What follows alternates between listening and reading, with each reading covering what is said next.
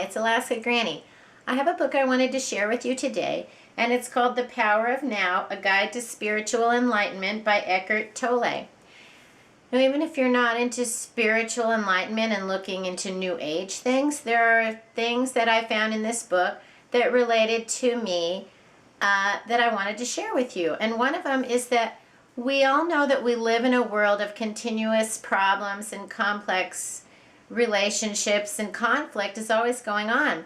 And if we are looking for enlightenment, we can try to achieve within ourselves a state of wholeness and being at peace. And to me, that is an important concept. And Tolle talks about being yourself at your best and how to make that happen, which I think is very important. We should all strive for that all the time. And we want to look inside yourself for the true wealth that's in the world and not outside of the world. You don't want to look at like pleasure and fulfillment from external sources, because it needs to come from inside of you.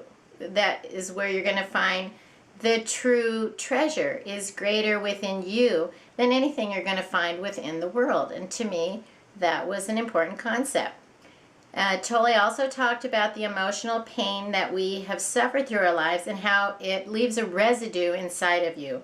And so, say you come upon a time of anger or stress, and if you haven't acknowledged that all that pain that was there from before, it basically, say you come across a crisis situation, that dog piles on top of the residue of all the other pain that you've had, and it causes you to be reactive rather than to align yourself with what is happening now. And so you don't want to get into a negative pattern of behavior if you don't realize that that can be happening. So we ask you to look inward at yourself and not to react to it, but to realize what is there. And to me, that was really important, because when things go wrong, I tend to overreact. And I realize it's the pain of the residue that he's talking about. So I thought this was a good book for me, and I thought I would share it with you in case you are also concerned with times that are getting harder, it seems, and how do we cope and deal with that and make sure that we're doing the best that we can so we can cope with whatever comes our way.